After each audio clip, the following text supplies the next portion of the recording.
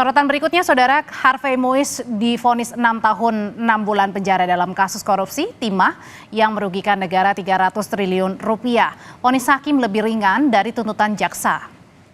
Harvey Muiz dinyatakan terbukti bersalah melakukan tindak pidana korupsi secara bersama-sama dan pencucian uang yang merugikan keuangan negara lebih dari 300 triliun rupiah.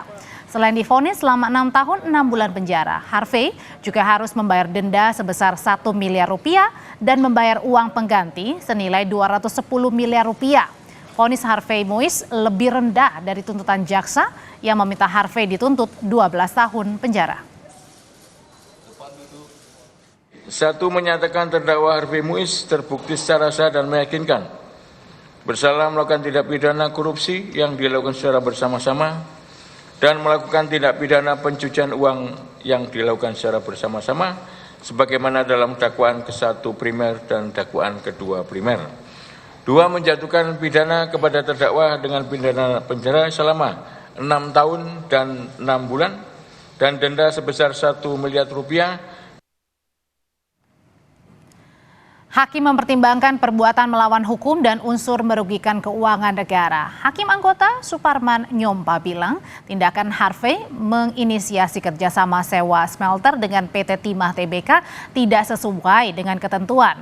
Kerugian ini terdiri dari kemahalan sewa alat penglogaman hingga kerusakan lingkungan. Perbuatan Harvey dan para terdakwa lainnya menimbulkan kerugian negara lebih dari 300 triliun rupiah.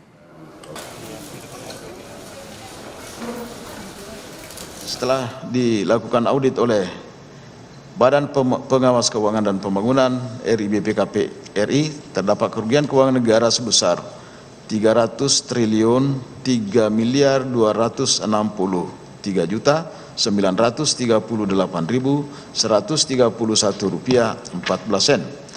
Sebagaimana laporan hasil audit penghitungan kerugian keuangan negara perkara dugaan tindak pidana korupsi tata niaga komunitas timah di wilayah izin PT Timah Tbk tahun 2015 sampai dengan tahun 2022. Dalam sidang tuntutan yang digelar awal Desember lalu, Harvey Muiz dituntut 12 tahun penjara dan denda 1 miliar rupiah serta uang pengganti 210 miliar rupiah. Jaksa menilai perbuatan Harvey dalam kasus tata niaga komoditas timah telah merugikan negara 300 triliun rupiah. Tindakan korupsi yang diduga dilakukan Harvey juga disebut-sebut menguntungkan Harvey 210 miliar rupiah.